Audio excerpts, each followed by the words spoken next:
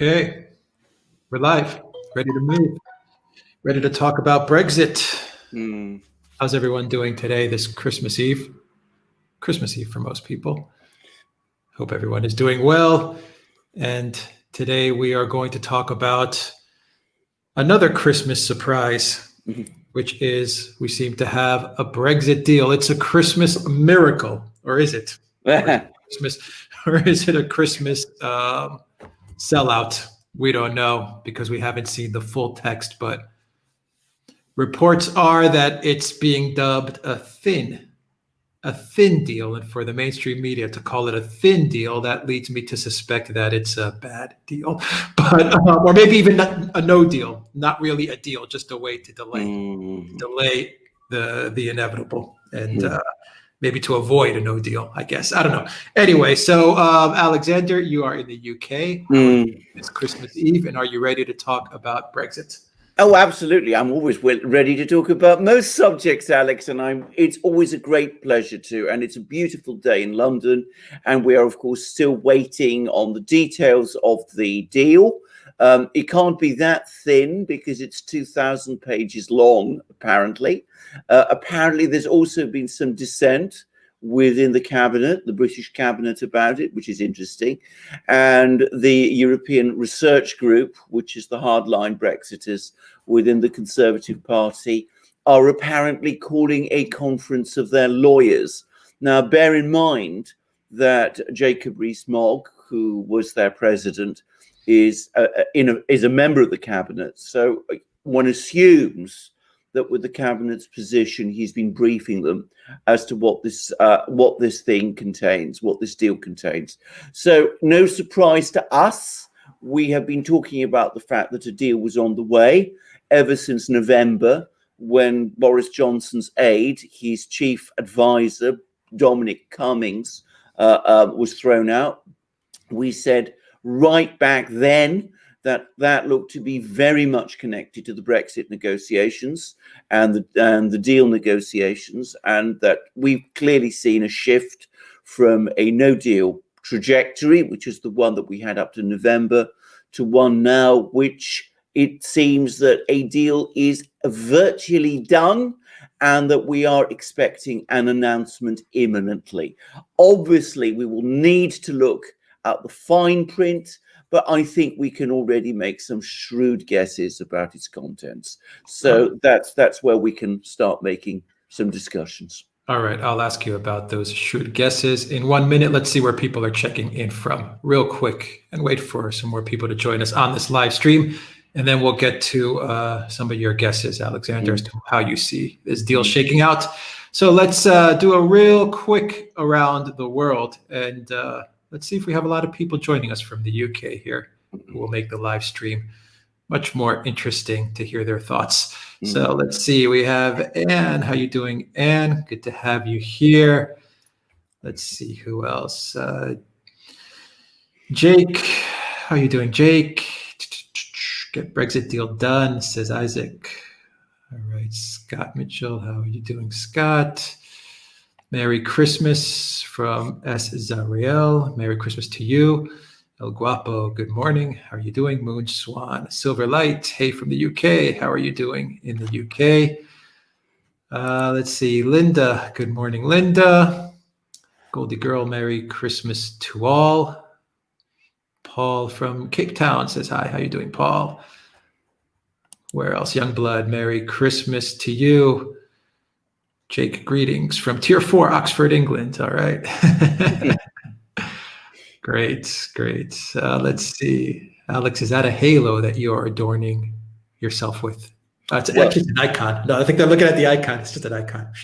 You can see the circle around. Not a tree for me in the background, Alexander. No. A big icon there. Hello, Helen. How are you doing? Good to have you here. Marie, how are you? Merry Christmas from Thessaloniki. Hey, Justin. Good to have you here. Merry Christmas from New Zealand. All right. Hi to all from England. All right. Michael Davenport. Feeling sold out in the UK. Yeah, there's a lot of people who are feeling a little bit I don't know, betrayed maybe, but we don't know. We don't know the fine print yet. But No. like I said, I think when I read the press reports that say it's a thin deal, I mean, you said it's 2,000 pages. The U.S. Congress passed a 5,600 page stimulus deal. So, you know, hey, it's not that big of a document, Brexit, I No. guess. All right, Alexander. So let's just jump right into it, Alexander. How do you see this? What are your feelings telling you about what's been decided? The Guardian actually had a title real quick. You sent me the article. It said that Boris is going to announce some sort of, I guess, some sort of victory, maybe, or that's how they're positioning it. What's your take?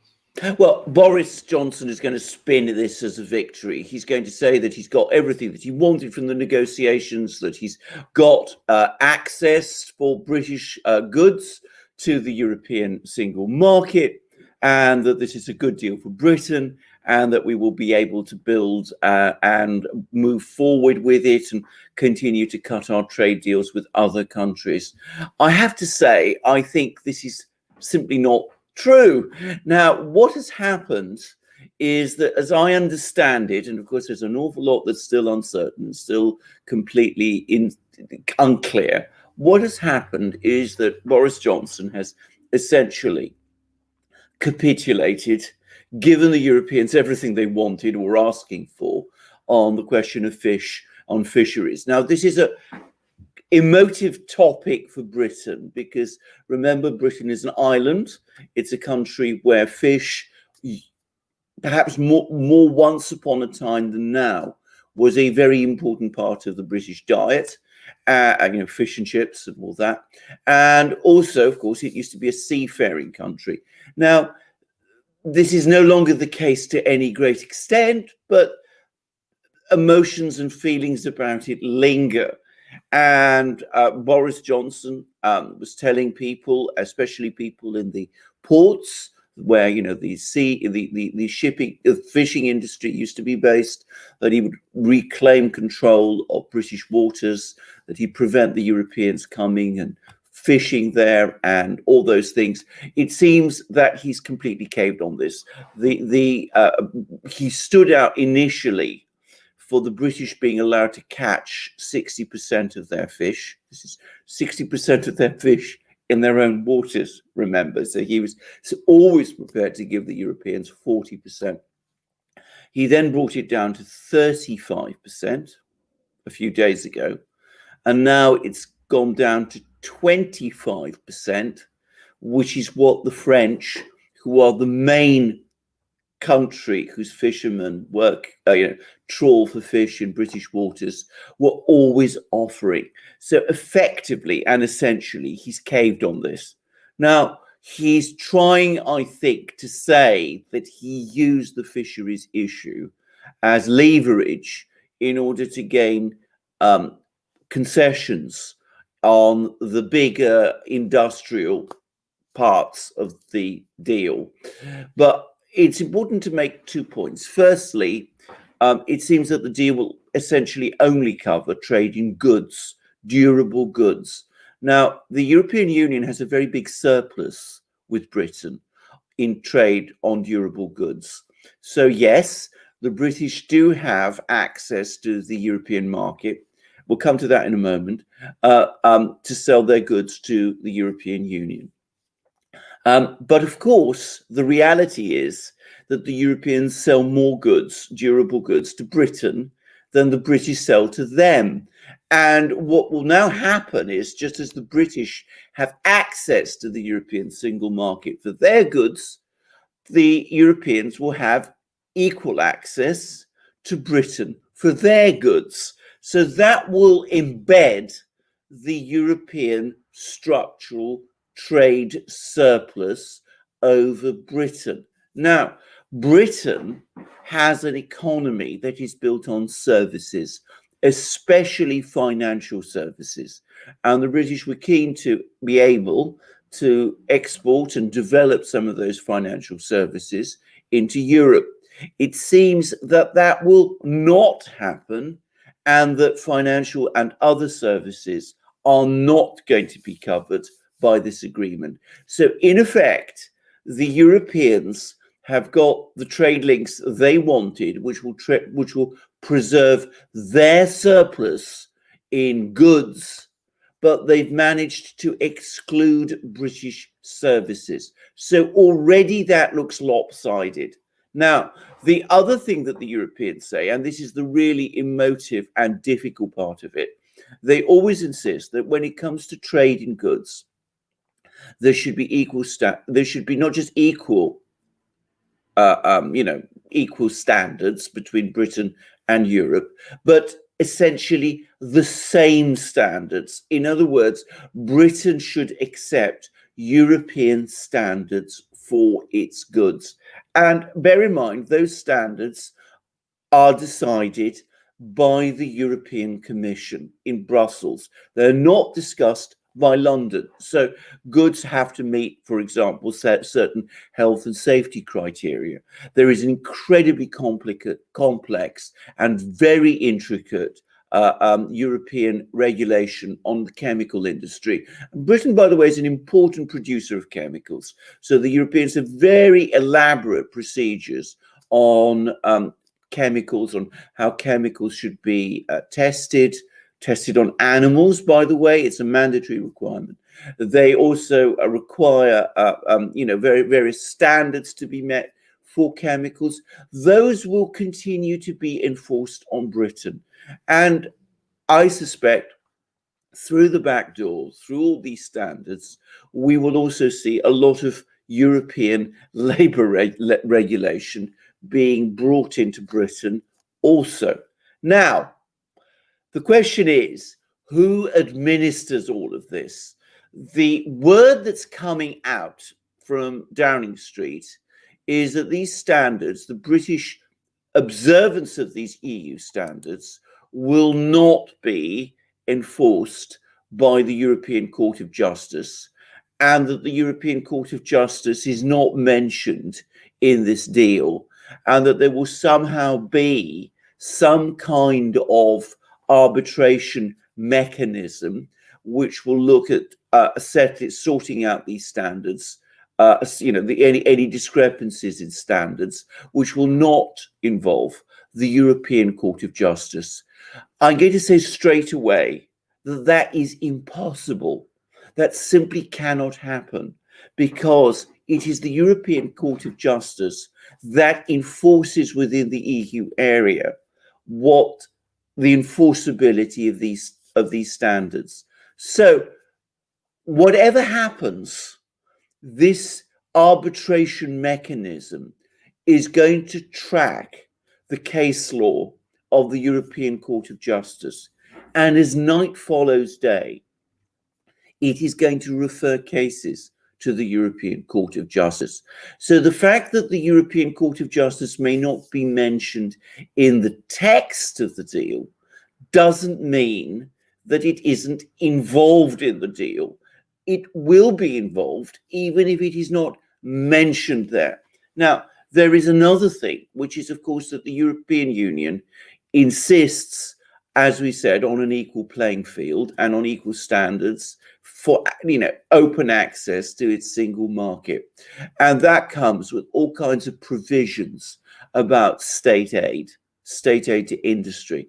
Now, this was something that the British were particularly anxious to hold on to, and which was a very emotive issue, again, in certain British industrial areas, especially South Wales, Northern England, the Midlands, those sort of places.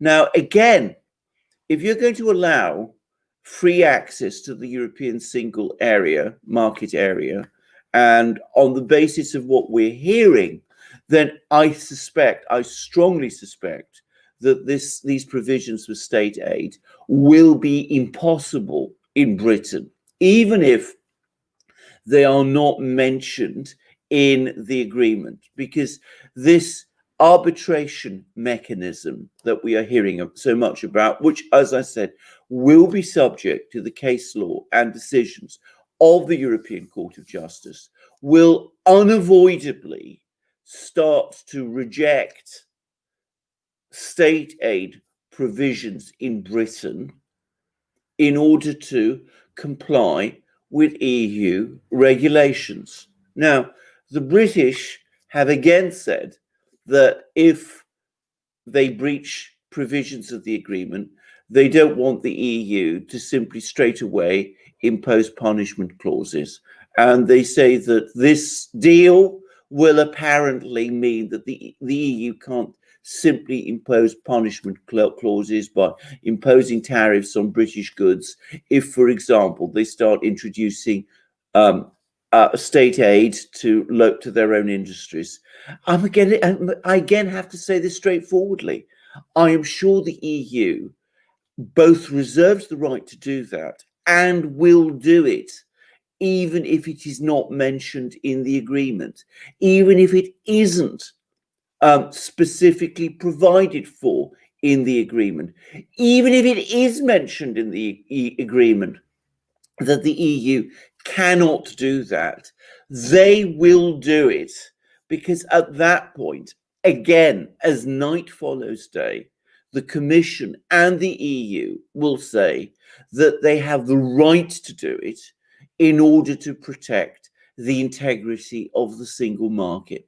So, unless you go for a free trade deal, which it is clear to me this is not, and that's what Canada has, and that's what Australia has, which treats the EU as one bloc, your own country as another bloc, and you have some kind of free trade, so you can send goods backwards and forwards, and it's all clearly set out how that can be done.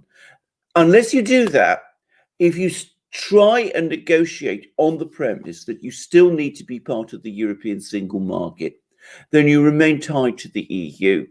And eventually you become subject to that growing body of EU regulations, what the EU calls the acquis, which continues to be enforced within your own country as part of your own law, except, of course, that you don't have any right over how it is made. So it seems to me that this is not Brexit in the sense that I suspect many people who voted for Brexit in 2016 intended. This is a lot less than that. We will have to see the fine print, but that is how it appears to me. Shrewd guesses, as I said, but I suspect these guesses are true. All right. Well, let me read you some tweets that I pulled up in some Reuters articles. The news is coming in right now, Alexander. Obviously, we have no one's actually read or gone through the text and analyzed it to give a final say. From what I understand, they have to get to it within one day as well. So it's crazy. 2,000 pages in a day. Anyway, here is, in no particular order, I just pulled up these tweets and the latest news on the deal. And let's start with, I've got pulled up Farage, 2 tweets that Nigel Farage has sent. It sounds like the British team have dropped the ball before the line. No wonder they want a Christmas Eve announcement to hide the fisheries sellout.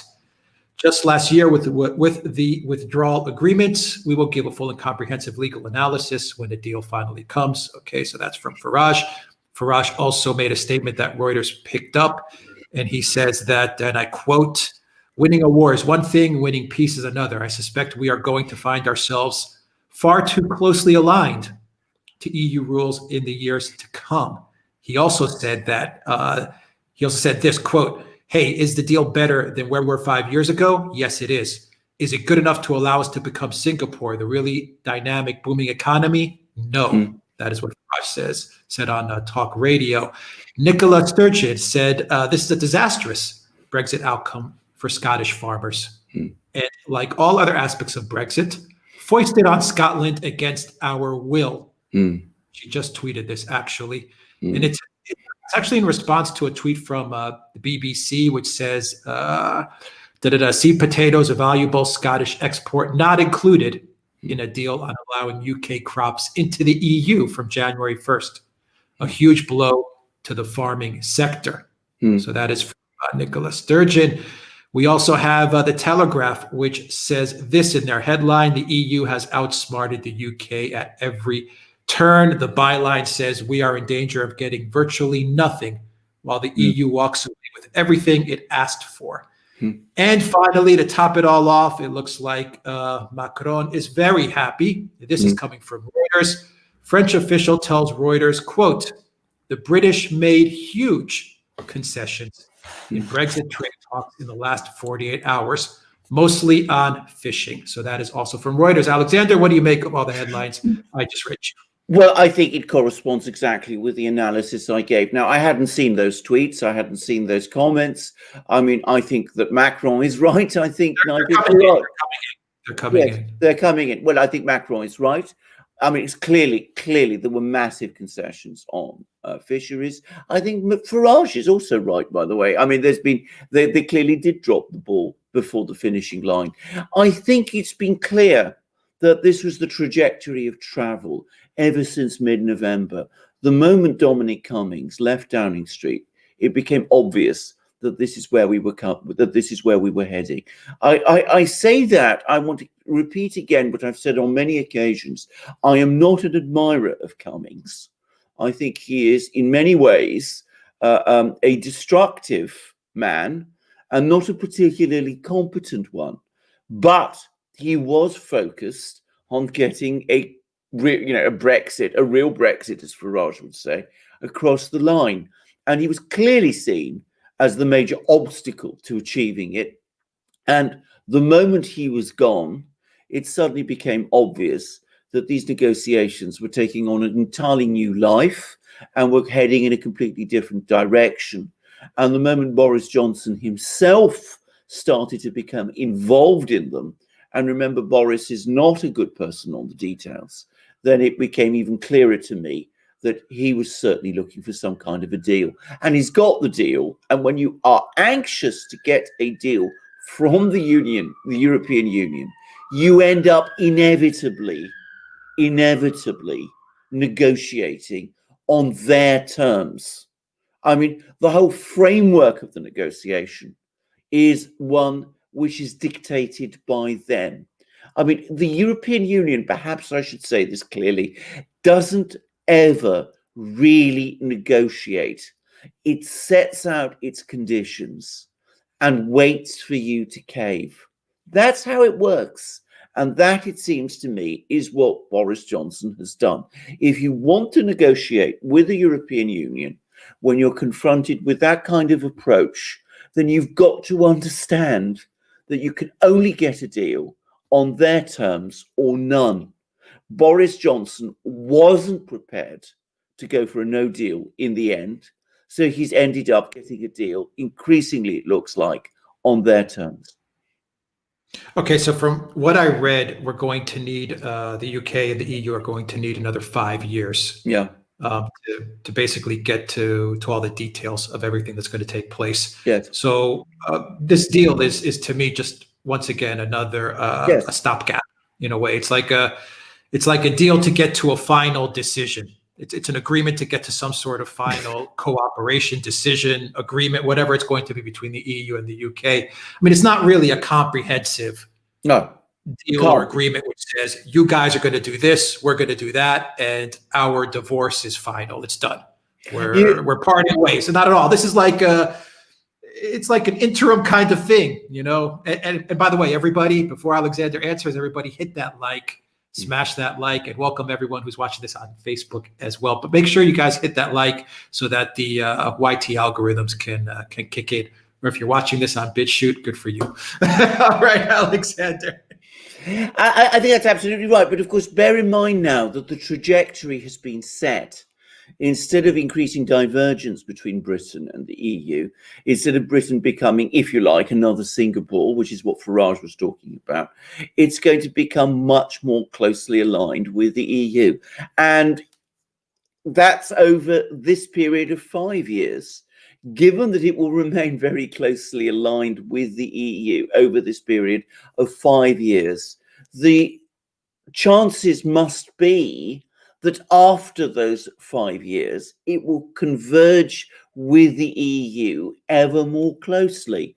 And of course, there must be some people, there undoubtedly are some people, both in London and in Brussels and in Berlin, who are saying to themselves, well, because we've now set the trajectory on convergence in 5 years' time or in 10 years' time, perhaps we can get the British to rejoin.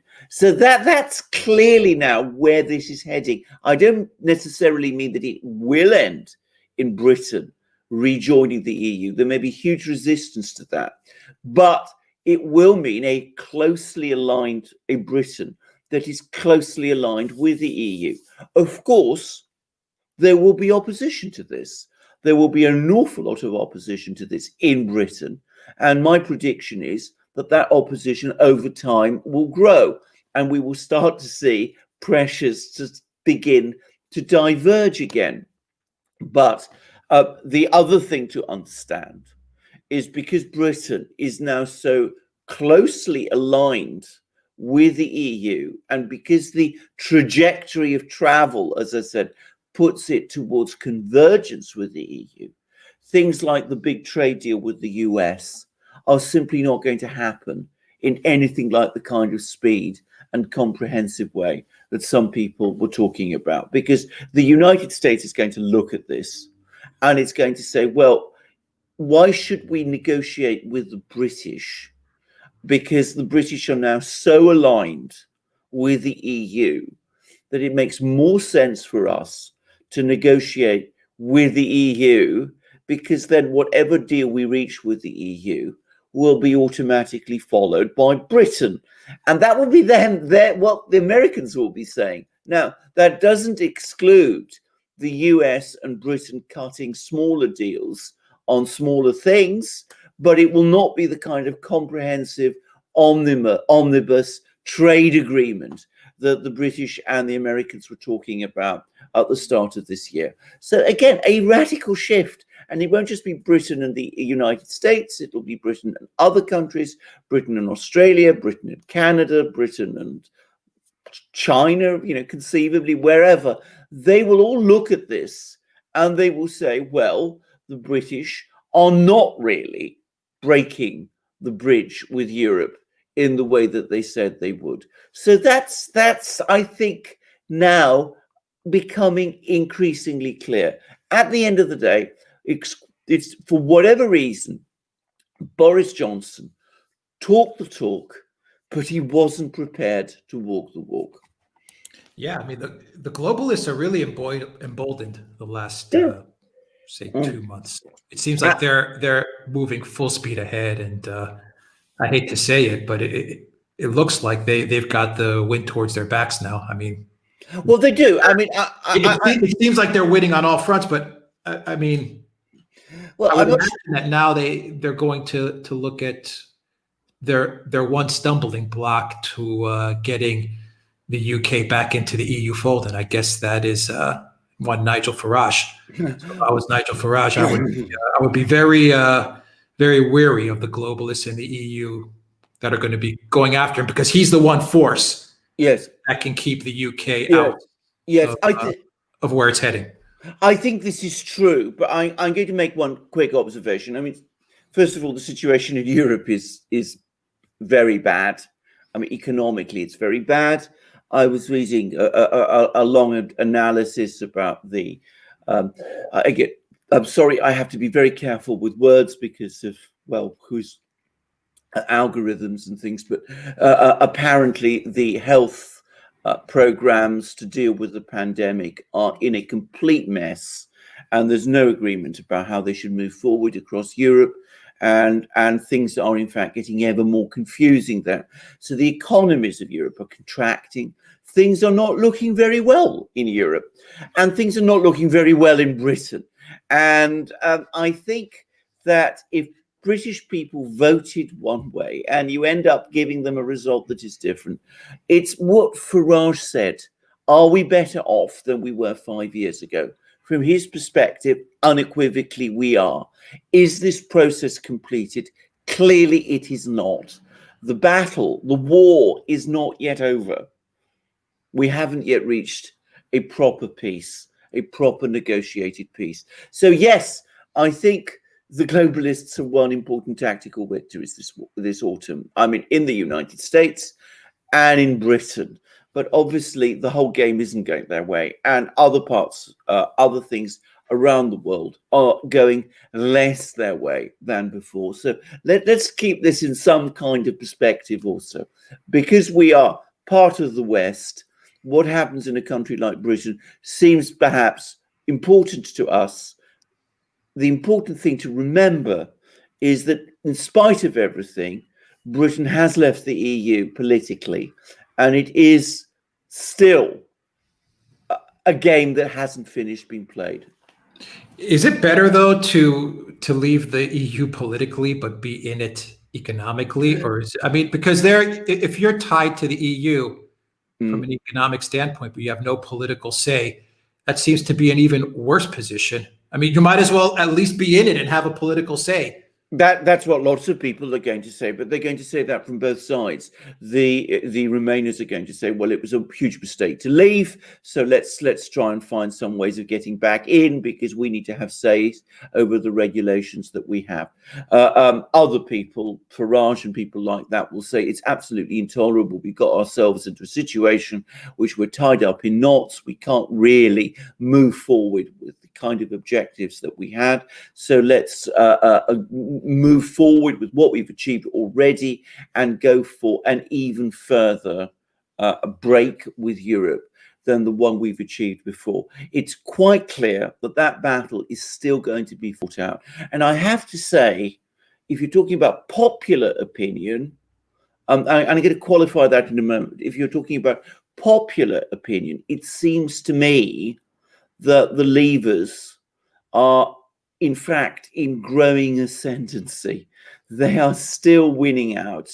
I mean, if you're looking at the elections that have happened in Britain, they consistently do better than the Remainers do. And even the Labour Party is now acknowledging this. It's now accepting Brexit. And it says that its leader hints, Keir Starmer hints, that from being an ardent Brexiter, he's going to actually support this deal, which he was previously, many people in the Labour Party were going to oppose because they want Britain to go back into the EU entirely. So the political trajectory in Britain points in one direction. The economic one points in another. There is going to be that tension, and we're going to see this thing fought out over the next 5 years and quite possibly beyond that.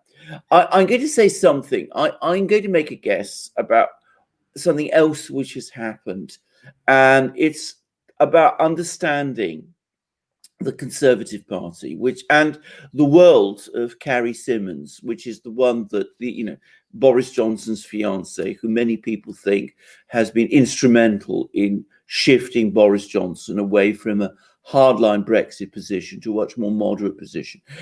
These are people, a lot of the people who are at the top of the Conservative Party, and a lot of the Conservative base are sort of wealthy people. They travel to Europe. They take their dogs with them when they travel to Europe. They have their properties in Europe. Their villas, and they're in Tuscany and in the south of France and whatever.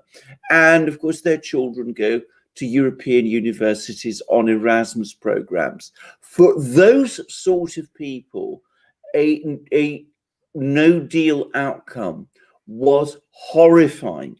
And though there are not obviously that many of these people, they are a vocal constituency within the Conservative Party.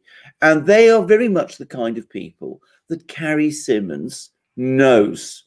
So they will be on the phone complaining about a no deal, the fact that they can't travel with their dogs to Europe, the fact that they would need to not just get pet passports, but all kinds of complicated things like that, the fact that they wouldn't have the same kind of access to their Tuscan villas that they've had up to now. And they are an important constituency which has always been pushing for a deal.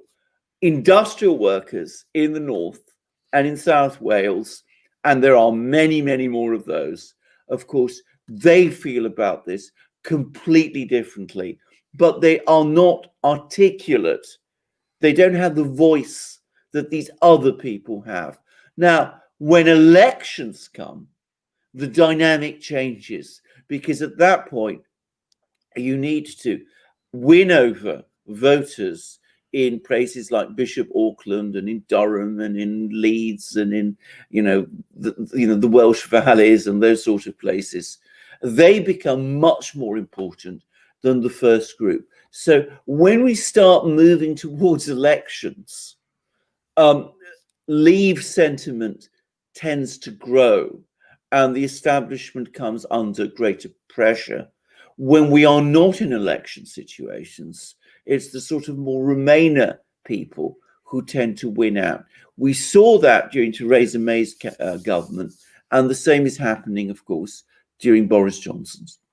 Yeah, but what you described with the Conservative Party is no different with the Labour Party either. No, I mean, Labour is not a Labour Party anymore. I mean, oh no, Blair is about as elite as you can get at this piece, as globalist and as elite as you can get. I mean, and the same goes for the U.S. The Democrats and the Republicans. They're all pretty much globalist elitists. So I mean, there's no real difference. There's no difference at all. I mean, this is, of course, another point that many people are starting to see. I mean, when Corbyn was leading the Labour Party, I mean, he wanted some kind of an. He was manoeuvred, and it's now very clear against his wishes, into supporting a second referendum. But there were differences between Labour and Conservative because he was a out and out socialist. He was a sort of AOC type person. And, the Conservatives obviously are not. But with Keir Starmer, who is a Blairite, it's very difficult really to see that there's any major philosophical difference between the Labour Party and the Conservative Party. And if you're talking about the people who run the Labour Party, they are exactly the same sort of people with Tuscan villas and places in France, and who like to travel with their dogs and send their children to Erasmus universities and worried about those kind of things. They're exactly that same sort of person, North London based, wealthy, very, very not really middle class in any meaningful sense, richer than middle class, beneficiaries, if you like, of the global system, as you find in the Conservative Party, again completely remote from the world of the former coal mining regions of the north and the Welsh valleys and those sort of things. In fact, one of the most ugly things about Britain today is the way, just as in the United States, Hillary Clinton and her acolytes talk about the deplorables. If you talk about the kind of people I've been describing, their contempt for the kind of people who live and work in the Welsh valleys, in the Nottingham steel mills and those sort of the Midland steel mills and those sort of places, it is really quite remarkable. It's quite extraordinary to see how enormous is how huge has become the cultural difference between these two parts of Britain. And that gap isn't shrinking, it's growing. And again, very much like with, establishment Republicans and Democrats form a political class which is very alienated from the heartland. You have the same phenomenon in Britain also, a very strong sense of alienation on the part of the heartland towards the political class in London, which creates, of course, a gap for people like Farage to emerge. What was wrong with a WTO term Brexit? Well, what was wrong with it? I mean, because we've been sitting on this for how long now? Well, I, in my opinion, none. And can I just say something? I mean, I've talked about people who like to travel to Europe with their dogs and, have properties in Europe. Of course, in a sense, I am part of that class. I understand the kind of, pressures that those kind of people exert, because I speak to such people. I know such people. In some ways, I am such a person, even though I think about this in a completely different way. But a WTO Brexit might make those kind of things that those sort of people like to do more difficult. It might create inconveniences for them. But for Britain, all those scare stories about how it would be a complete disaster are completely wrong. It would not have been bad at all. The British would have certainly been able to trade with the European Union. The European Union would have probably at some point wanted to do a deal with them. You know, the shoe would have been on another foot, if you like. And of course, the British would have been free to trade with other countries in the way that they wanted to, which they're not going to be able to do now because they're linked to the EU in the way that they said. And all that talk about economic catastrophe, about lorries piling up on the border, about, you know, country running out of food, about, you know, British industry being in meltdown. Well, I never took any of that seriously. I don't take it seriously now. I think it was irresponsible and reckless scaremongering carried out with a very strong political purpose, which is the one which has been achieved. So that's, I don't see any fundamental problem whatsoever. On the contrary, I think if you're going to go for Brexit, it's what you should do. Yeah, if Boris was really meant what he said when he was campaigning, and he got a very strong mandate when he won the election with help from Farage as well, who backed him. If Boris meant what he campaigned on, meant what he said, then we would have had a Brexit a long time ago. Yes, whatever that would have been. Yes, you see, this is again where it's always incredibly difficult to judge these things, because of course Farage was basically strong-armed. I remember he was very unhappy about doing it. He was strong-armed during the election last year to try to pull back from putting up candidates in Conservative seats, and that basically gave Boris Johnson a clear run to a big majority in Westminster. If Farage had continued to put up candidates in Conservative seats and had fought the Conservatives in the election, the Conservatives would not have come in with that 80-seat majority that they got. Now, the point is, Farage was strong-armed into doing it because he was told, if you don't do it, then we're not really going to get a proper Brexit, because we need a big Conservative majority to give Boris Johnson, who is supposedly committed to Brexit, the political strength to be able to carry Brexit forward. In fact, as it's turned out, giving Boris Johnson the 80-seat majority means that he doesn't feel that pressure from Farage anymore. And as a consequence, he's rowed back on the kind of commitments he made to Farage and to the British people during the election. So it's difficult always for someone like Farage to know what to do. But just as I think Farage now recognises that he made a mistake when he exited British politics in 2016, and after the Brexit referendum, and of course he had to come back and reform his Brexit party and relaunch his campaign. I think there must be a part of him this morning that wonders whether it would have been better if he'd actually continued to run candidates in Conservative seats, reduce the Conservative majority from, say, 80 to perhaps 20 or 15, something along those sort of lines, and at the same time had far bigger leverage over the Conservatives and had pushed them towards a more hardline Brexit outcome than the one he's now got. But I can remember the kind of pressures he was under, including, it must be said, from many people within his own Brexit party. I know one person in the Brexit party who was opposed to it. I'll say who it was. It was Mitch Feinstein, who advised Farage that this was a bad idea. But other people in the Brexit party were putting huge pressure on Farage to do this deal with Johnson, gave Johnson a big election victory, but far from securing the kind of Brexit that Farage wanted, it's actually made that Brexit, well, it's taken it off the table.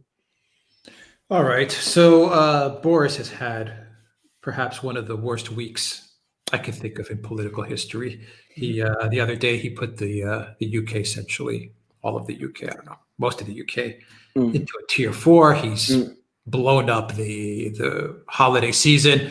Most likely he's blown up the economy. And now he announces on Christmas Eve this Brexit deal. Where does Boris go from here? Out is the short answer. I mean, I think he will get this through the House of Commons, because I think, as I said, the Labour Party will support it. There may be some Conservatives who will be rebelling. And as I said, the ERG, the European Research Group, I think they won't be happy. Though, again, I'm afraid, I suspect some of them will go along with it because they don't want to, they still feel some kind of lingering loyalty to Boris, which he has not shown to them. So I think that they will go along with it. I think the House of Commons will pass it. I think after that, he's alienated pretty much everybody. The Remainers will never forgive him because he led the Brexit campaign during the Brexit referendum, the official campaign. I mean, not the hub, but there were, one of the very confusing things about the Brexit referendum is that there were two different campaigns, one led by Farage, one led by Cummings, Johnson and Michael Gove. And always the attention is given to the Gove Johnson, Cummings one, and Farage's role in it is neglected. I'm not going to go into that detail now, but the Remainers will never forgive Johnson for that, whatever happens. And that includes the Remainers within the Conservative Party. So he's never going to win those people over, and he's lost the Brexiters. So he is looking to me a very isolated man. He's mismanaged the pandemic crisis. Again, he's annoyed everybody. As I said, that decision which he took on Saturday to impose these tier 4 lockdowns was a disaster. I mean, the lockdown supporters say he should have done it sooner, and he lied by saying it wouldn't be necessary. The lockdown opponents say that he capitulated and he lied to them when he reassured them that it would never happen. So, you know, he's lost everybody's support. He doesn't look like, you know, the skillful politician he once did. He's much weakened because he's lost Cummings, Dominic Cummings, who was his chief advisor. I suspect that within about a year he'll be gone, and then we'll see who takes over. Okay, well, we've talked about who we think they're positioning to take over. Well, indeed. So the only thing I would say is that some of the shine has in recent weeks been taken off the Rishi Sunak bull, because the economy, as I said, is going down, and he's not really seen as perhaps quite the economic wizard that he was being talked up to be a few months ago. So we'll see how that works out too. But he's still probably the person in most likely contention. All right. So you know what the worst part is to all of this, in my opinion, is I've had experience living in various countries that have capitulated to the European Union.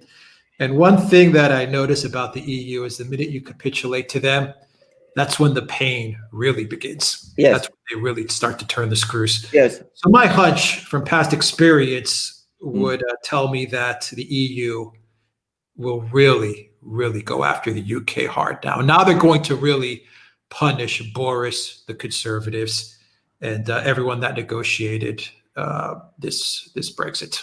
Now the pain's going to begin, and that's how the EU likes it. That's how the EU likes. They're going to make an example of Boris.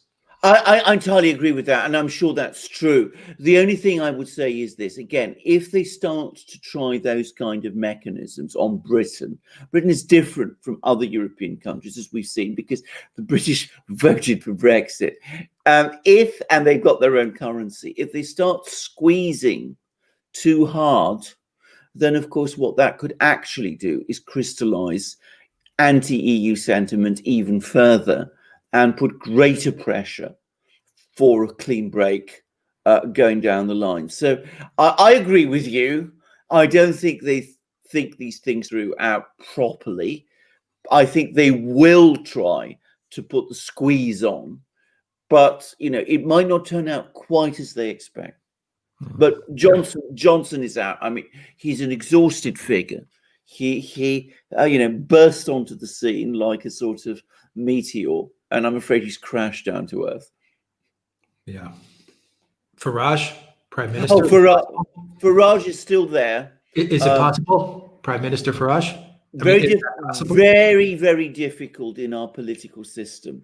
And I'm not sure it's something he wants to be, by the way. I've never got the impression that he wanted to become prime minister.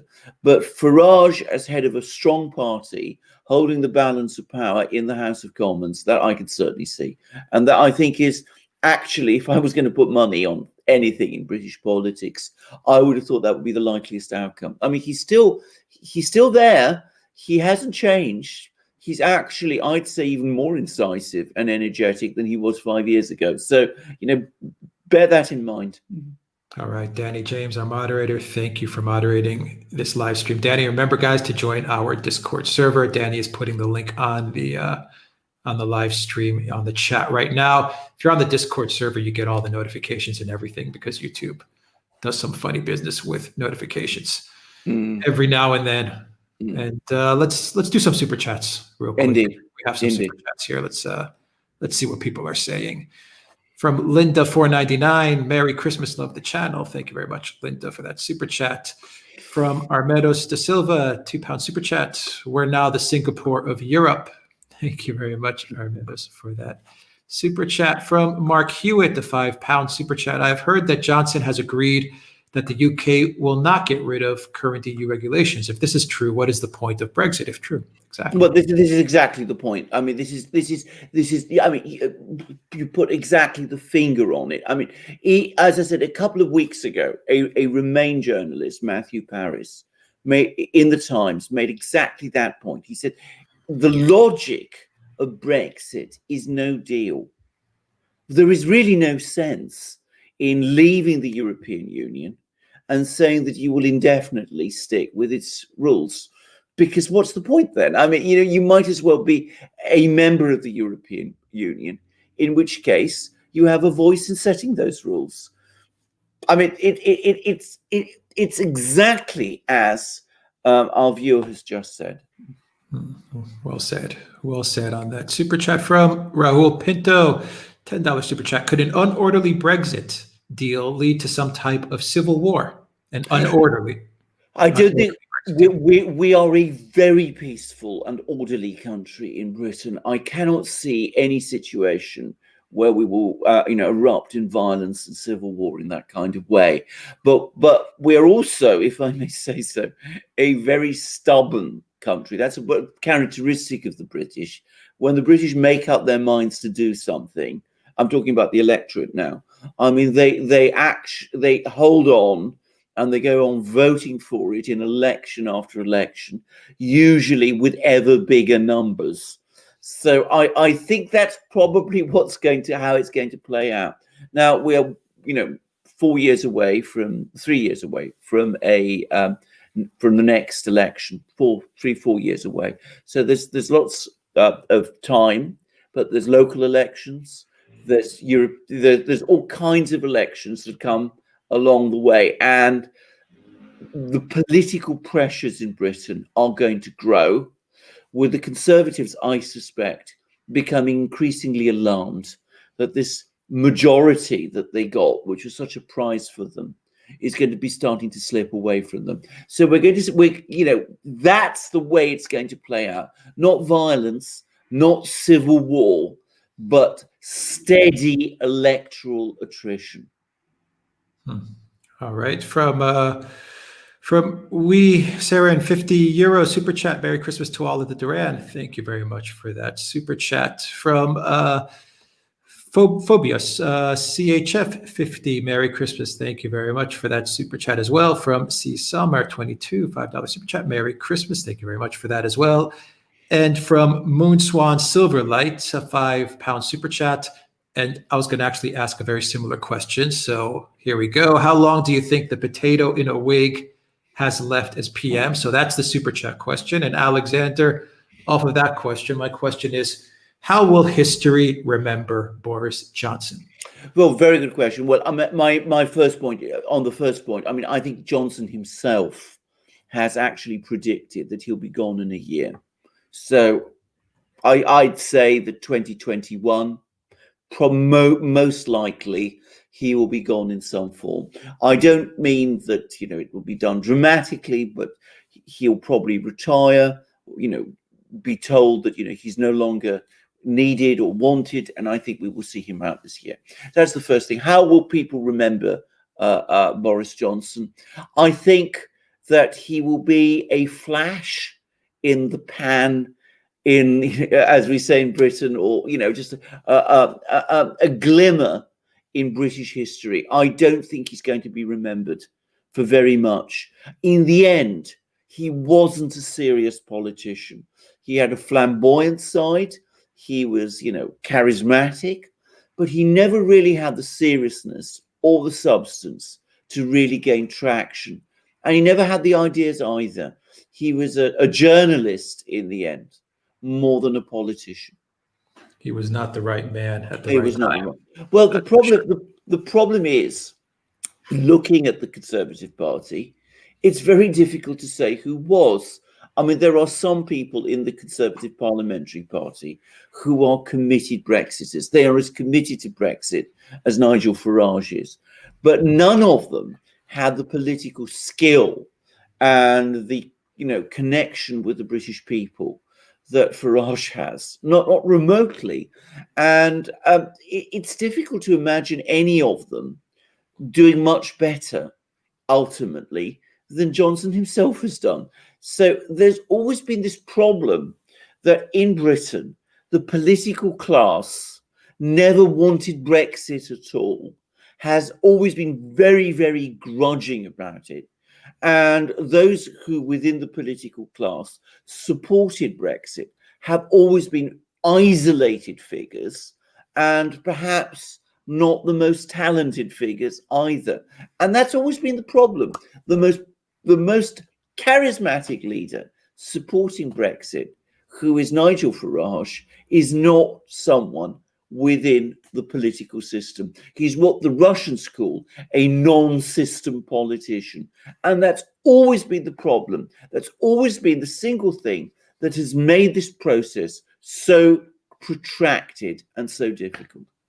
Yeah, but that's what we need. We need non-system politicians, because Absolutely. the system is completely broken. It's completely corrupt, completely broken.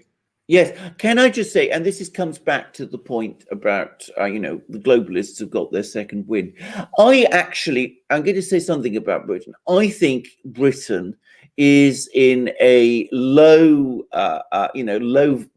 voltage political crisis, actually, in the sense that what Brexit has done, very much like what the Trump phenomenon did in the United States, is that it exposed how fragile the hold of the political class in London is over the people of Britain, the extent to which the British people no longer trust it, no longer support it.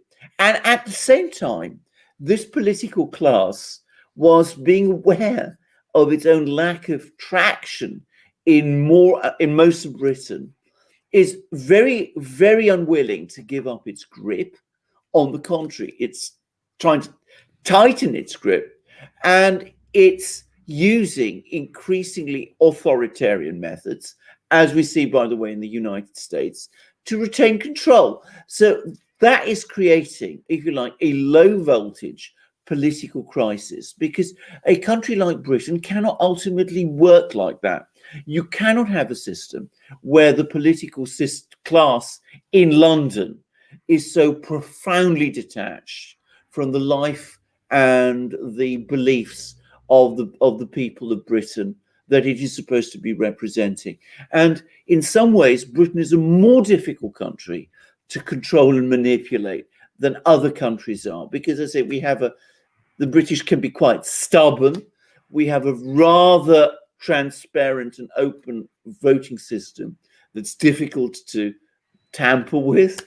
There is perhaps more diversity of outlets through which people can speak here than there is in other countries. And so I predict that we're going to have a greater crisis further down the line, with more and more problems for the political class as it struggles to hold the line. It has its supporters, the kind of people I was talking about, the people with, their Tuscan villas and their, big Volvos and all that. But they are not a majority by any means. Yeah, you know what you see, which is really interesting? You actually see the elite political class, the globalist political class. I want to stop calling them elite because there's nothing elite about these people. No. The globalist bought and paid for political class. You see how much they loathe the people that they're put in office to serve. I mean, they're servants. The word civil servant, at the end of the day, they're there to serve society and to serve the people that voted for them. But you end up seeing how much they hate the actual people that voted them into office. And case in point is you saw it with the United States and the stimulus bill. Yes. You see a whole country where people are suffering, their businesses are shut down, restaurants, bars, pubs can't operate. The holidays are here. People are looking for some kind of help. Yes. And you refuse to open up anything, so you keep them locked down. So they're suffering. It's not their choice. No. They were forced to close down and forced to suffer. So they look to their politicians who represent them to help them out. And what do?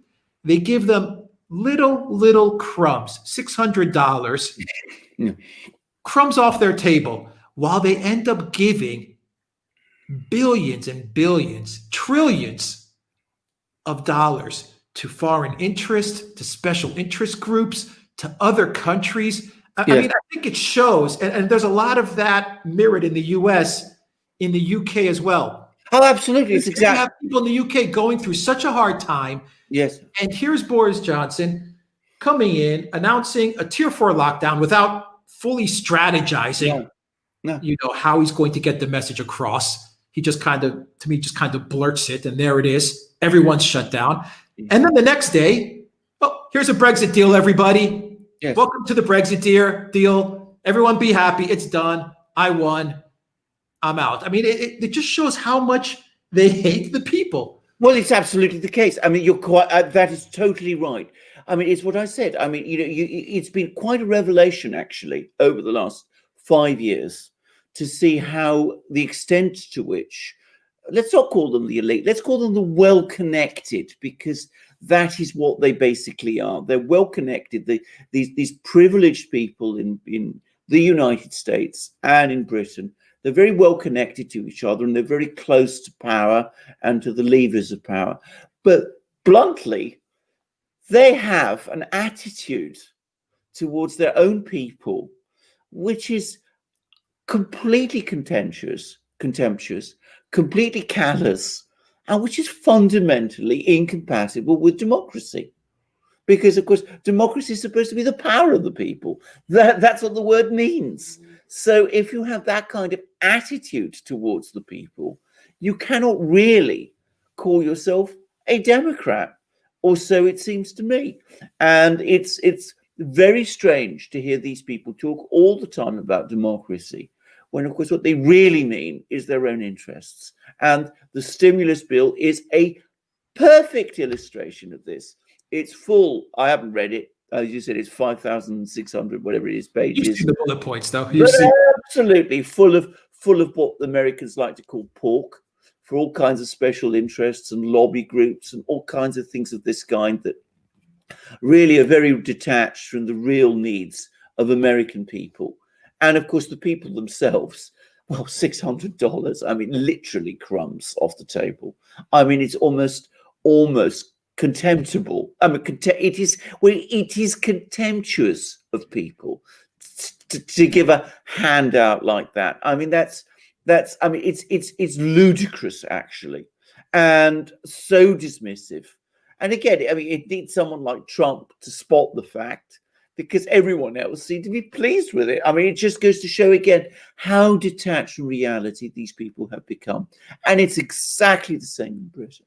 They have no problem with it. I mean, that's the part that amazed me, the stimulus, or even, I don't know. Am I crazy to think that coming up with a Brexit deal now kind of seems effed up? I mean, I don't know. You just did this whole tier 4. You've just completely decimated Yes. your country and your economy, and now Yes. you decide on a Brexit deal. Yes. I mean, Well, come on, well, man. well, I well, mean, you could have done this 6 months ago, Boris. You could have hammered out this deal of course you six could. freaking months ago. Well, Now of you course. decide to do a Brexit deal when everyone is just trying to just find a day or two where they can just smile and relax Yes. for one day for a holiday for Christmas. Well, It indeed. just crushes everybody and then throws this Brexit deal on Christmas Eve. Well, that's right. Well, this is exactly the point, which is exactly, I mean, it's exactly what you said. I mean, he could have done this deal, 6 months ago. It would not have been impossible. But he only really started to get involved in wanting a Brexit deal about a month ago, when, as I said, he sacked Dominic Cummings. He's been listening to people who do not have his political interests ultimately at heart. It's a point. I was reading a very interesting article by Farage just the other day, in which Farage was actually baffled by the way Boris Johnson was behaving, because he said, not only is this extraordinary announcement on Saturday of the tier 4 announcement a disaster in itself, but logically, in order to bolster what remaining support he has left, that ought to make Johnson more determined to hold out against the EU. And instead, he seems to be capitulating. It doesn't really make much political or electoral sense at all. But of course, some people who are not Boris Johnson's friends are going to be very pleased. I got a question for you. Who's Boris Johnson's communications director or his communications team? Because whoever they are, they really need to get fired. Because you look at some of the titles in the press that's coming out right now. For example, The Guardian, which says that Boris is planning to claim victory here, Yes. or his strategy when he announced this tier 4. I mean, this seems, not only does it seem like Boris is just making terrible decisions and he's being led astray, but his communications team is doing an absolutely terrible job if they think that Boris Johnson is going to get on some podium this afternoon and go in front of the British people and say, I am happy to announce that we have come out of this victorious in our Brexit negotiation. Well, what you voted for is exactly what I have delivered. Well, and people in the UK can be proud at what we have now accomplished with Brexit. If this is what they're thinking, they're brain dead.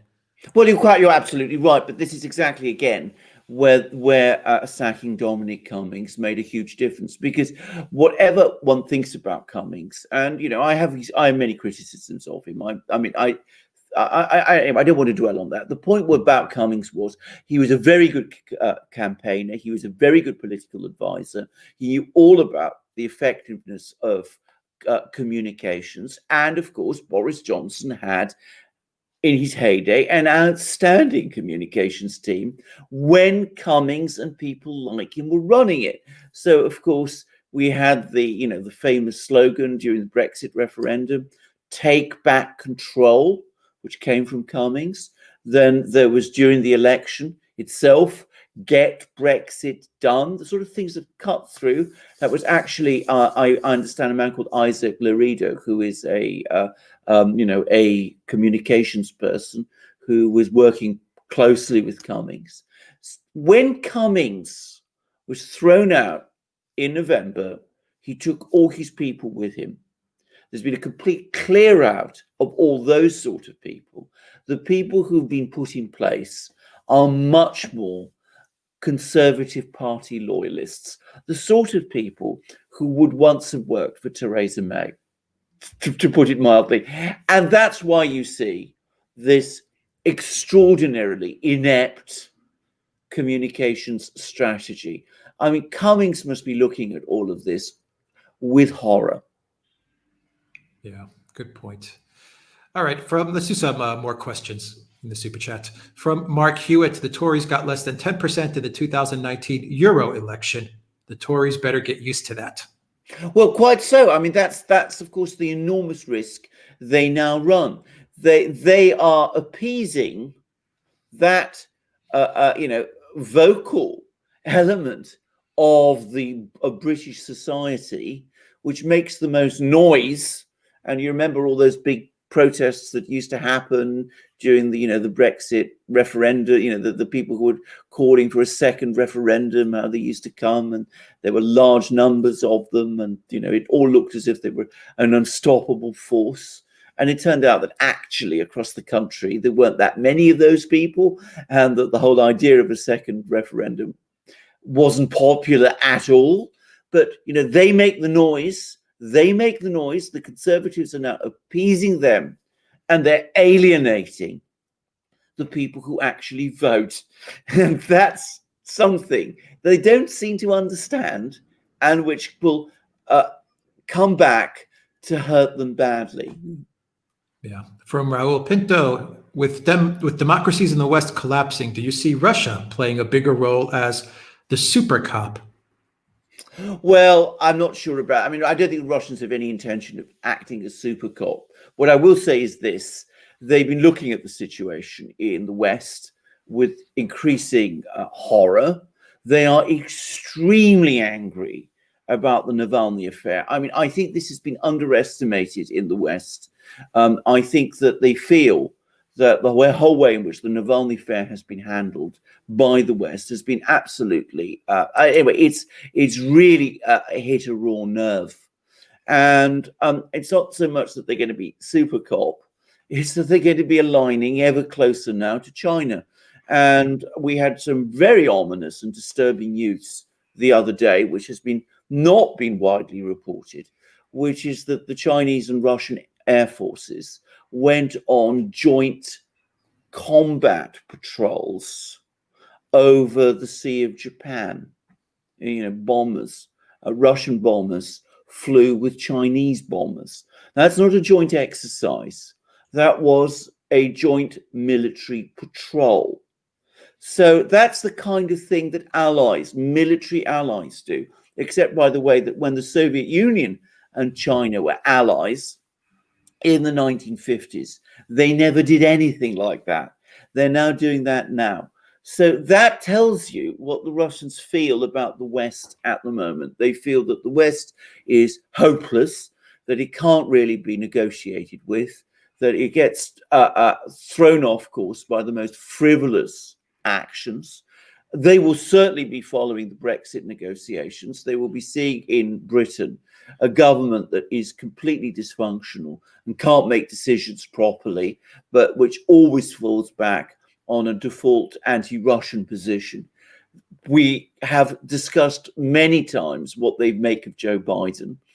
By the way, Putin made another comment about Biden and about how he looks forward to working with him just the other day, which is quite interesting. This is yet another comment beyond the ones that we've discussed previously. That's because they've got like bookcases bigger than yours in the back, Alexander. Well, folders upon folders of everything that Hunter Biden has done in Ukraine. That's why. Absolutely. He made it, by the way, at a meeting with the state council in which he was discussing economic projects, in which he said, "Oh, don't worry about Biden." This is almost the words he used. He said, "Don't worry about Biden. Let's just concentrate on our own work because we've got nothing really to be too troubled about with him. Everything will be okay," because exactly as he said. I mean, you could almost see the gleam in Putin's eye. They've got well, indeed, they've probably got libraries of stuff on him. So they look at the West and they see something that is both dysfunctional and hostile to themselves. And I think at the moment, their general feeling is they want to have as little to do with it as possible. Yeah, two huge mistakes, geopolitical mistakes that we've actually talked about at length. That the West made, and the U.S. in specific. One was the Obama presidency going after Russia. Yes. And the coup in Ukraine, which was a terrible geopolitical strategic mistake. Yes. It pissed the hell off out of Russia. The second huge mistake was not letting President Trump have any sort of constructive dialogue or rapprochement with Putin. And all it did is it just drove Russia further and further into China. And that was just a terrible strategic mistake. You don't have to say that the U.S. has to become best buddies and allies with Russia, but they didn't even let Trump have any type of meaningful dialogue, not even 5-10 minutes at the sidelines of some sort of G20 or something. That was a terrible, terrible mistake. I completely agree with that. I mean, and by the way, I mean, the Russians would have been fully open to it. I mean, they're wary of getting too close to Beijing for obvious reasons, but they've been pushed there. By the way, the other huge mistake, going all the way back to the Clinton years, that the West made was to completely underestimate the challenge that China would eventually represent. I mean, I can remember so well, in the Clinton years, assuming that China would go on producing, cheap goods for the US. Never in their wildest fantasies did they imagine that China would become the kind of challenge it's become. And again, Donald Trump was far ahead of the curve on that one. Well, I've got a super chat question on China. Let me just jump to that one then, since you're talking about it. From Dan Noyes, he says, number one, let me try to get this right here. Number one, Trump clamps down on China. Number two, China releases the thing. We'll call it the thing. Number three, China agents in the West shut their economies. Number four, China economy grows, the West shrinks. And number five, China wins. And Dan says, am I wrong? Question mark. Well, the Chinese are on a roll. I mean, I'm not sure it's been quite as systematic and as thought through as that. They're a very purposeful government, but China is on a roll. They've achieved economic growth this year. They've, as I said, got the Russians on side. I mean, the Chinese media has been going absolutely, cock-a-hoop about these joint exercises with the Russians. They feel they won Russia. Whether they really have or not, I don't know. But that's if you read the way they're writing about it, that's how they feel. I mean, big editorials about this in the Global Times, cartoons of the bear and the panda, Russia and China embracing. I mean, the Chinese feel enormously confident at the moment. They feel themselves to be on a roll. They're looking at the West. I mean, if the Russians have libraries of stuff on Sleepy Joe, well, the mind reels at what the Chinese probably have, and not just Sleepy Joe. I mean, I noticed that Eric Swalwell, for example, is still on the House Intelligence Committee. He's still there. Incredible. So I mean, it's a country can't survive this. I'm not joking now. Yeah. Eric Swalwell is still on the Intel Committee. I know. It's unbelievable. It's unbelievable. So I mean, they are going to be. They must be rubbing their hands with glee and telling themselves everything is going our way, and for the moment it is. And I gather that Merkel is still keen and turning up to Beijing. Doing kinds of deals with them and all that. So at the moment, the Chinese are on a roll, and they've seen the back of Donald Trump, who was, from their point of view, well, basically the first US president in many, many years, going all the way back to, well, Lyndon Johnson, I suppose, who really saw China as a challenge. All right. From Moon Swan Silverlight, Doris Johnson. Doris Johnson is equal to Oliver Cromwell in a bad wig. Well, I think Oliver Cromwell was a rather more formidable character. I mean, he was also, by the way, a brilliant orator, but he didn't just behead kings and do all sorts of things like that. But he once through the House of Commons, he sort of dispersed them, and he said to them, he made an extraordinary famous speech that you've done all that you could do, and now you're doing, you're making a mess. And he finished it with the words, "In the name of God, go." So he was quite a character, was Oliver Cromwell. Boris Johnson, I'm afraid, I mean, he wouldn't be up to tying Cromwell's shoelaces. And as for Churchill, who Boris Johnson was always comparing himself to, well, I'm not going to say anything because, frankly, that would be cruel. Yeah. All right, guys, hit that like, everybody. Hit that like. Let's get the likes up. From El Guapo, £5 super chat. Thank you very much, El Guapo from Flying Boar. Just like Trump, Johnson has an HR problem of hiring good people. Yeah, very true. The difference with Trump is that, of course, he did have a team. Trump never really stabilized the team. He had some good people. He had Flynn. And, as we discussed in another program, as Alex made the point, when Trump lost Flynn, he never really recovered his footing. In Johnson's case, when he lost Cummings, he never recovered his footing. In truth, I have to say this, the Cummings sacking is still extremely strange. A really clever prime minister, a really strong leader, should never have happened. There's never been a real explanation of why it did happen, actually. Interesting. All right. From Valley S, $20 super chat. Valley S from Mark Hewitt. Significance of Boris not defunding the BBC this week.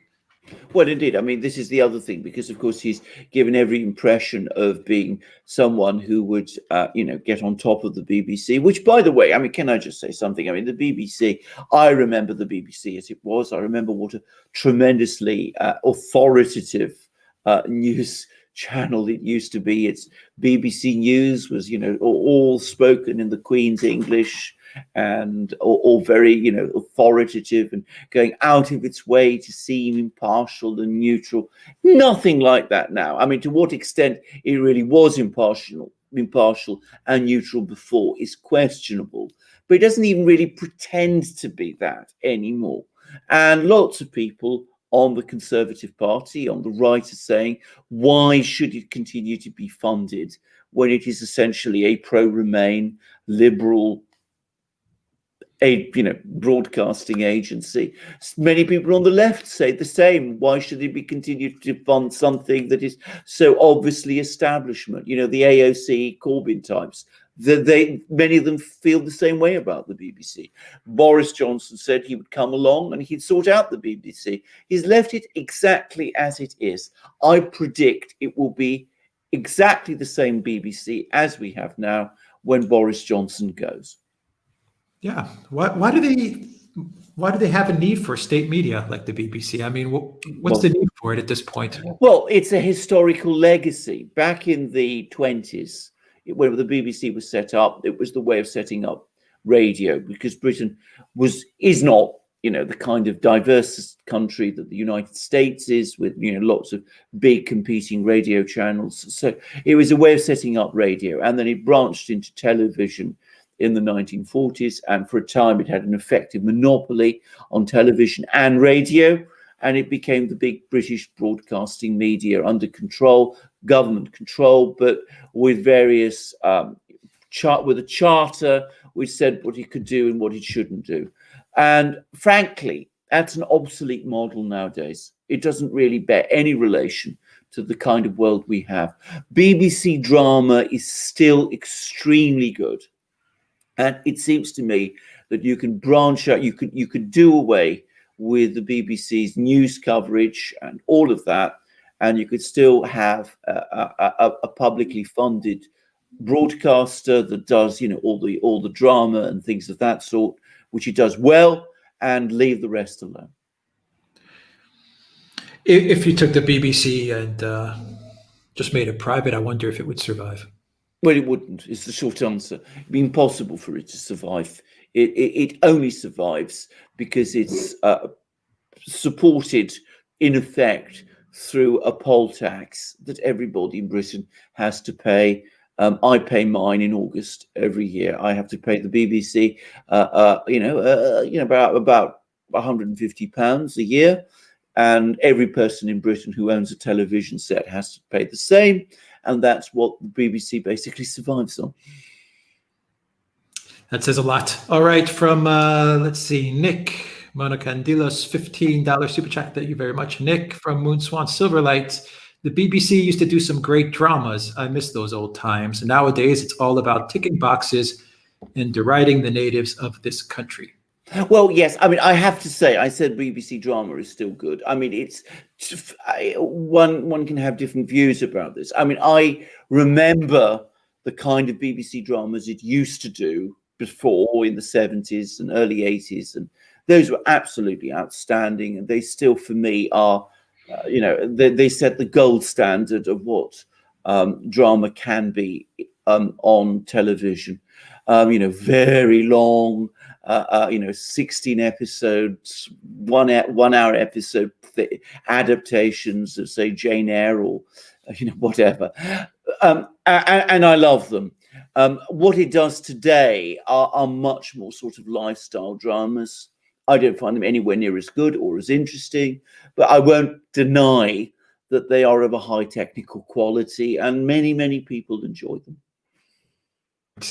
And we have another super chat, and we'll start wrapping up. But let's wrap it up with a short discussion on Navalny and super chat, because I also got a couple of emails about Navalny. Yeah. Flying Boar wants to know, this Navalny guy, how anyone takes this guy seriously in Russia. He is Boris Yeltsin of this era. Well, the answer is very few people do take him seriously in Russia. I think that there is this enormous, contrast between the way Navalny is spoken of in the West and the way Navalny is thought of and spoken of in Russia. Most people in Russia don't take Navalny at all seriously. And I can say that without any hesitation whatsoever. These opinion polls, which give him, 1 or 2 or 3% of the support there, and they always come from one polling agency, which is Levada, which gets money from the West, or used to, and is known to have a liberal political bias, and almost certainly it overstates his level of support.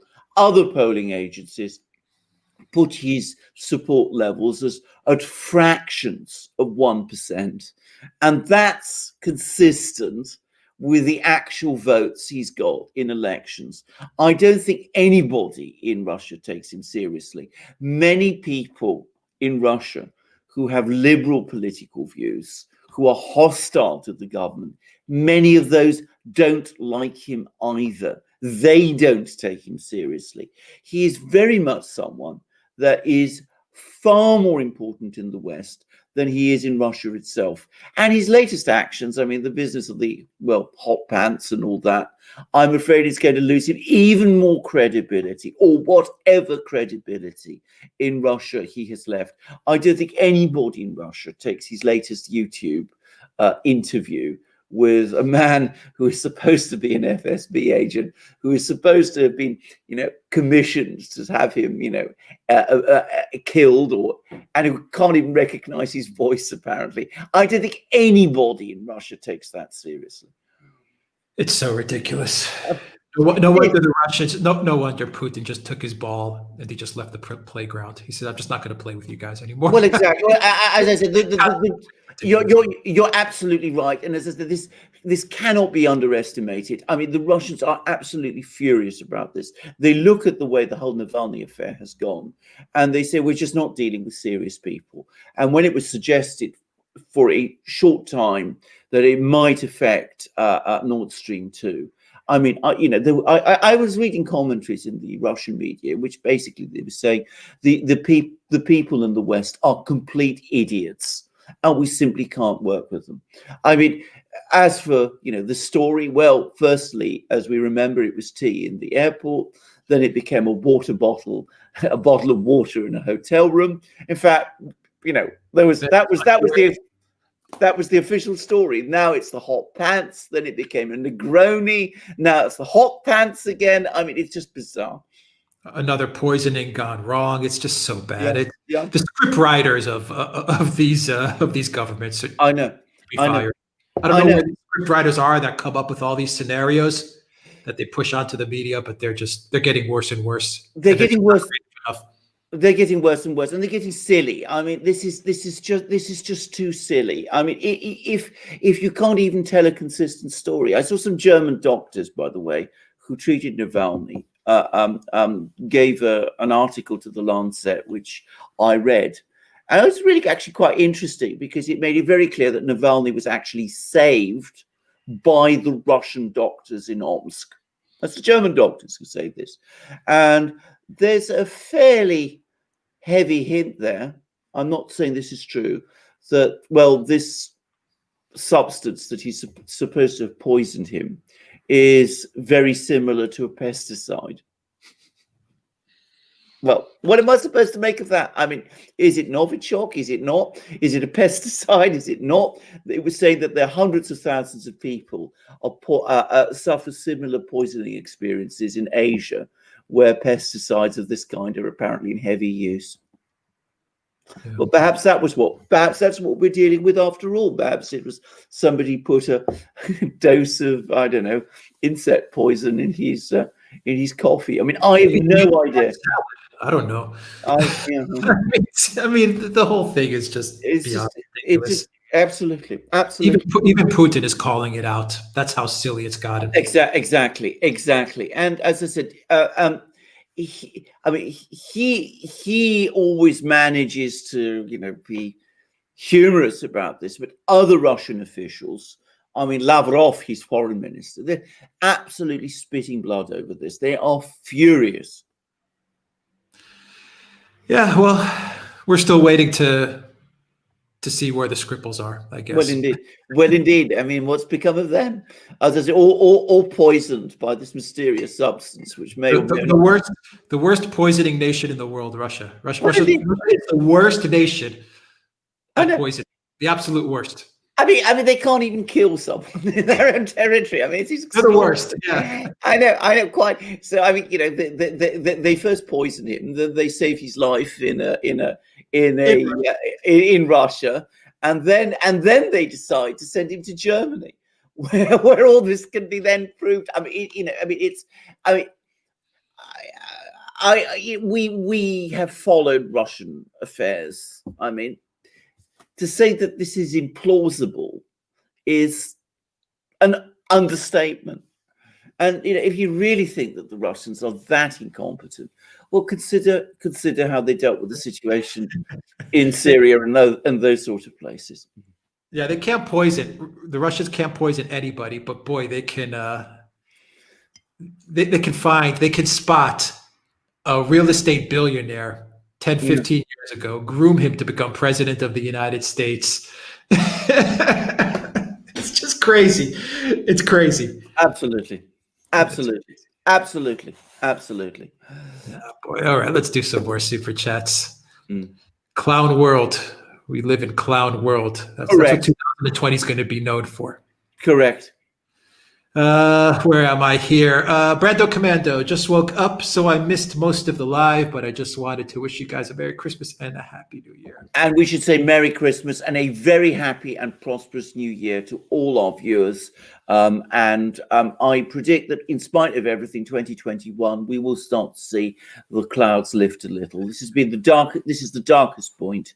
And thank you also for all your support. We'll be saying more as the new year approaches.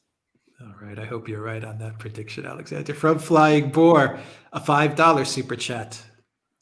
What's going on in Ukraine economically? How are they doing? Well, they're doing worse and worse. Apparently, their economy is in an even worse situation than it had been previously because they've got democracy brought on by Joe Biden and Barack Obama. Well, indeed. I mean, I gather that Zelensky's popularity has now completely gone down the tubes. I mean, he's now as universally disliked as Poroshenko was before him, and the economy is in a complete mess. But one can't really see any way out of this because there doesn't seem to be a viable alternative to these people. And the other thing, I was reading actually a very interesting article in the Financial Times of all places, which is, not a sort of as mainstream as it gets. And it admitted to the fact that more and more people are leaving. So, Ukraine had 50 plus million people when the Soviet Union broke up. Then it had about 48 million people about 15 years ago, 20 years ago. Now it seems the number may be closer to 30 million. Disaster. It's the incredible shrinking country. What a disaster. No. Everybody can thank Joe Biden and Barack Obama for that one. That's all I'm going to say there. Yeah. Exactly. Brando Commando, did you guys talk about, or will you do a video on Trump's recent string of pardons? Yes, that video is going up in about a couple of hours, but we didn't catch we didn't catch the latest wave. We got the Papadopoulos wave. Absolutely, but I mean, and it is an important, and we said in our video, which is coming up soon, about the fact that we feel that Stone and Manafort should be pardoned, and I'm very glad and happy to see that they have been. I must make it very clear, I don't think Stone and Manafort are in the same category. I mean, Stone said a few things. He said a few, fibs, which were, in my opinion, ultimately completely harmless. Manafort did actually engage in tax evasion, money laundering, corruption, and all that, but he did it to no greater extent than so many other people we've talked about. So many other people we've talked about. And his own trial judge said very clearly, this is a political prosecution. You're not really concerned with the bad things that Manafort did. You're trying to get to him in order to get to Donald Trump. It was a political prosecution. And for that reason, it was right that he was pardoned. Yeah. If Manafort was to serve time in prison, then John and Tony Podesta should also be serving time in prison, because they literally worked together. Absolutely. On the same deals. Absolutely, exactly so. And of course, I mean, I suspect what Manafort and Podesta were up to. I mean, well, it's just the tip of the iceberg. I mean, we're going to no doubt find an awful lot more when we finally get more information about what's in a certain person's laptop. If we ever get that. All right. We ever do. We get that flying boar, $5 super chat. The Belarusian opposition lady. What's an update on her? And is there a way Ukraine will come back to Russia? Right. Okay. Let's first of all talk about Tikhanovskaya. The protests in Belarus have basically sputtered out. A couple of hundred people still protest on Sundays, but we're very far from the situation that we were some weeks ago when hundreds of thousands of people were protesting. There's been no success in setting up tent cities, storming government buildings, organizing strikes in factories. I mean, it petered out. So the government now is going on the offensive. They're starting criminal proceedings against Tikhanovskaya's coordinating council, which was intended, I think, to be, the alternative government. And that's apparently on the brink of collapse. And Tikhanovskaya herself is also now the subject of a Belarus government criminal probe. She, of course, is in Lithuania. So she's out of reach and is under the protection of the Lithuanian authorities and no doubt of other NATO authorities also. But that's where we are with that. I think that they will, she's obviously safe because she's in Lithuania, but the whole political crisis in Belarus, it seems to me, is essentially over. Ukraine teaming up with Russia again, not in any immediate or medium-term future. Perhaps in time, but I can't see it happening very soon, because any political force that proposes it in Ukraine, and there are some that do. I mean, there's a man called Medvedchuk, who is now, quite a forceful political operator. He's godfather, I believe, to one of Putin's children. And he, his political party seems to be gaining some traction in Ukraine, but I fully predict that it will be beaten down. And it has to be said, there are a lot of people in Ukraine who are very anti-Russian. So it will take a long, long time for all of that to work its way through. I think by the time it happens, realistically, there may not be much Ukraine left. All right. Yeah. Maybe 2-3 countries will come out of that whole debacle. Yes. Most likely. Oh, what a disaster they made of it. Absolutely. From S. Zariel, Merry Christmas to you all.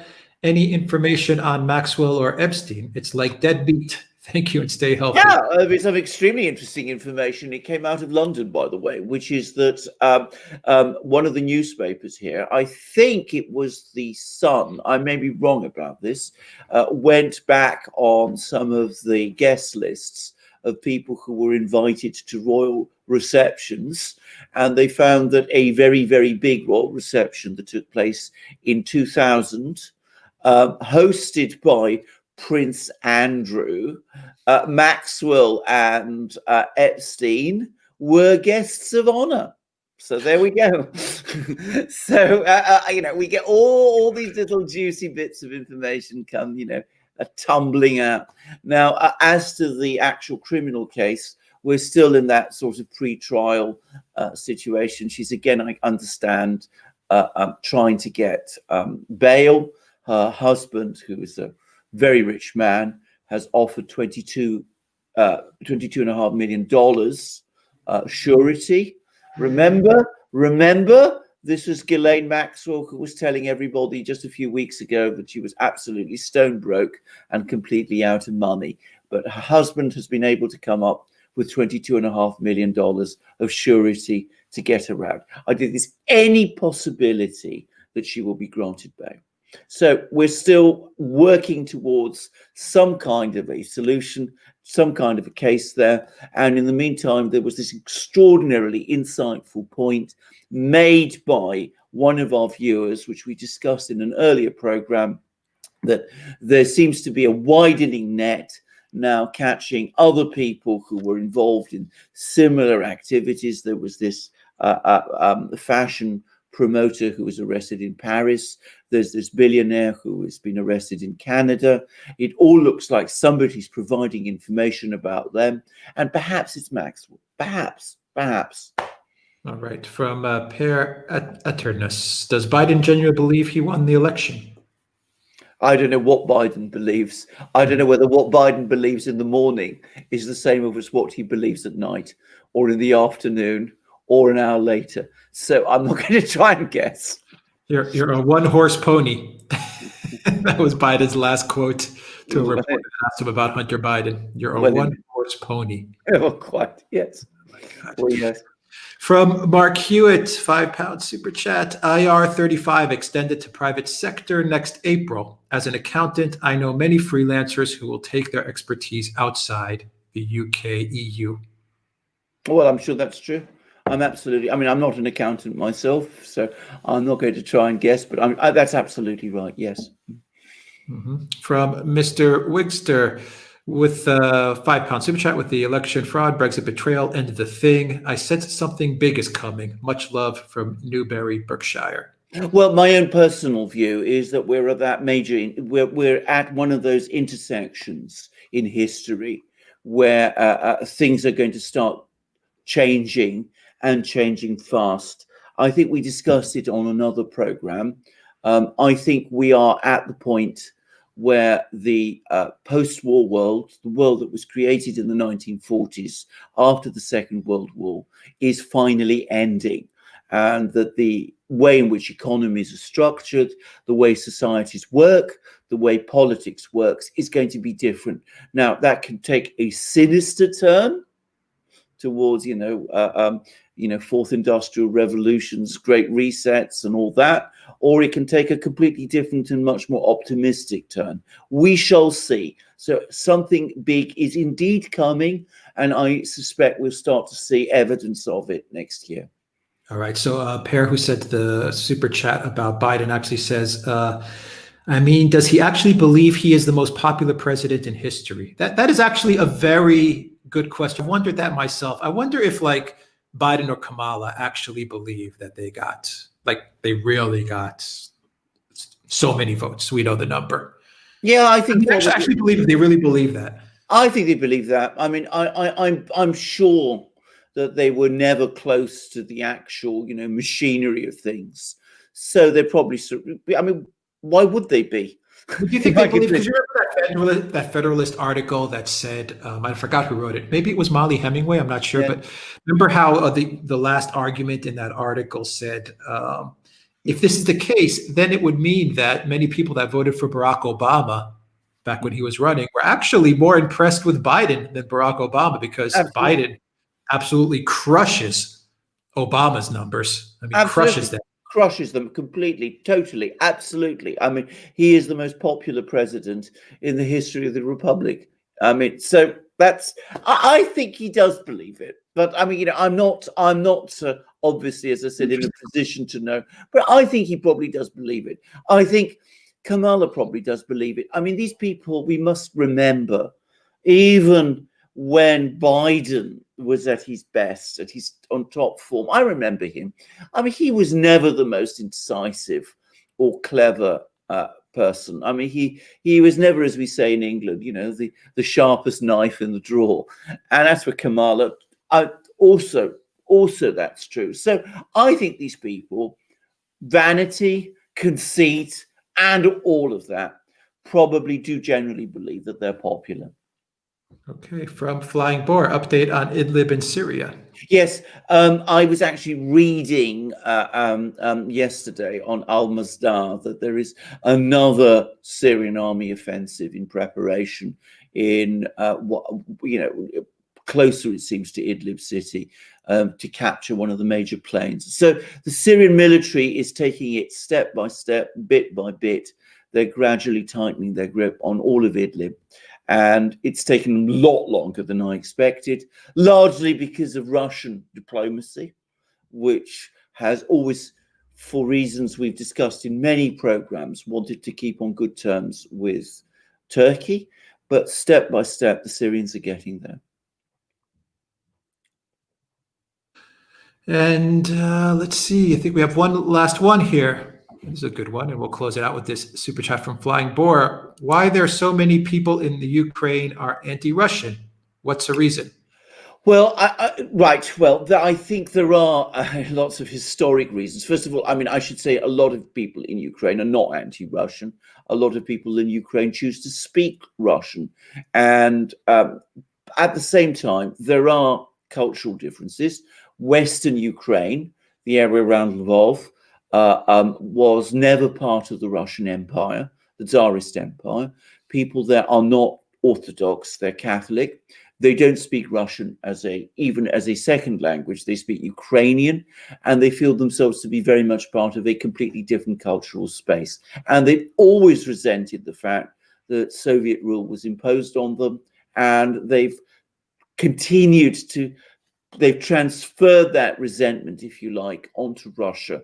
And I think that part of Ukraine, I don't think it's ever going to accept any kind of rapprochement with Russia. So I think the Russians understand that, by the way. Other parts of Ukraine are completely different. I mean, places like Odessa, Nikolaev, Kharkov, I suspect they would be pretty pro-Russian. They are pretty pro-Russian and would be very happy for a reconciliation with Russia if possible. Most people there speak Russian. Most people there identify with Russia. Most people there are indistinguishable in almost every conceivable respect from Russians. Then there's the large region in the center with all sorts of very attractive small towns, places like Vinnytsia, Poltava, whatever. The people there predominantly speak Ukrainian. They are, however, Orthodox. They used to be fairly pro-Russian. They now see themselves as, the carriers, if you like, of Ukraine's national identity. They resent the fact that, as they see it, Russia has been encroaching on Ukraine.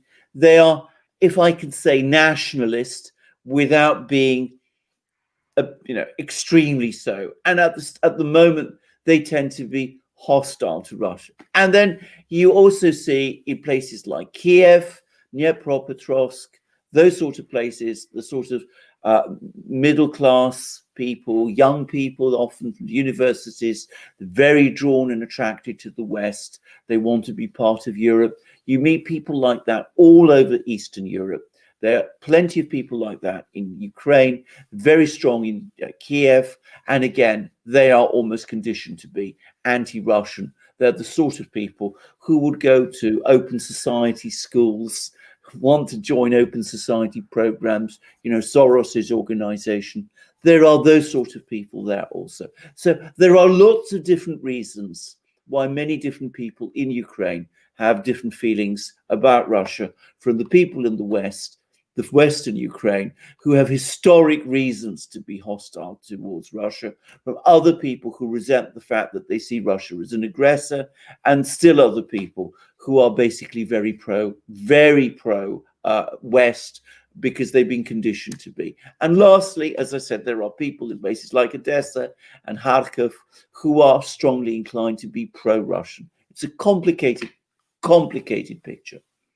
Yeah, people forget how much damage the Soros universities actually do. The open society universities actually do. I mean, they're, they get the students when they're young, and there is a very sinister indoctrination process. Well, indeed. Open society universities inflict on a country, and it ends up dividing the country. Absolutely. So, I mean, and it creates a gulf between a section of the youth and the rest of society, which can be extremely difficult. But by the way, and this is quite interesting, it's not permanent. I was looking at some polling figures from Serbia and Hungary, both countries where this was attempted, and where there was a strong switch towards pro-EU liberalism, especially amongst young people. And it now turns out that in Serbia especially, but also to a great extent in Hungary, it's not only have young people ceased to be that way, they are gradually evolving in the opposite direction. So they are becoming more patriotic, more hostile to the EU than young people were, say, 5-10 years ago. Yeah. All right. Flying Boar has one more super chat. Ukraine is a mess on everything. Why in the world would the EU try its hand on it and severing its ties with Russia? Well, because they wanted to weaken Russia. I mean, again, the way things were heading in Ukraine, I can remember there was a time in about the early 2000s when it looked very much as if Ukraine was going to join the Russian-led Eurasian Economic Union. It was a big country, it had big industries, and that was going to strengthen Russia a lot. So the EU went in there to stop that happening, and that, I think, remains the primary factor. There was a very interesting exchange of memos by 2 US generals, which became public last year, which were from about 2014, when the Ukraine crisis really went on the boil. And one was saying to the other, look, we can't possibly allow Ukraine to drift back into Russia's orbit, because if that happened, it would mean that we have, in effect, the Soviet Union back. That's how they thought. And I think this is why it's not really about Ukraine itself. They don't care very much about Ukraine, but they are worried about Russia, and they wanted to weaken Russia. What they actually achieved, as we've discussed on this program, is that they pushed the Russians over time, but now increasingly so, towards the embracing China instead. All right. Okay. So we'll wrap it up there. I think this was a really good live stream. We got a lot of ground covered. And fascinating questions. And I'm just looking to see if there's any late breaking news on Brexit, and I don't see anything. No. But I'm going to make a guess, actually, that we'll either have an announcement this evening, or possibly, as Boris will try and package it, as his great Christmas Day present to all of us. God help us. God help us. All right. Danny James, thank you very much for moderating. Guys, check out the Discord server, Duran shop. What else? PayPal, Patreon, Subscribe, Star, and BitChute, Odyssey, Rumble. That's it. And hit that like, everybody. Absolutely. And get yourself one of these for the new year, a Patriot Beacon, the best flashlight torch in the world. Yes. All right. Thank you, everybody, for a really fun and interesting live stream. It was great fielding everyone's questions and seeing what everyone had to say in the live stream. And it's been an eventful past couple of days. That's for sure. Yeah. But let's see, we'll have the video on the pardons going up in a couple of hours. And we cover the Papadopoulos pardon, and we'll have that going up, I would say, in about 2 hours. And outside of that, everyone have a really good Christmas Eve and a wonderful Christmas tomorrow. Yes. Get some rest, and we hope everybody relaxes and has a good time. Merry Christmas. Merry Christmas. All right, everybody, take care.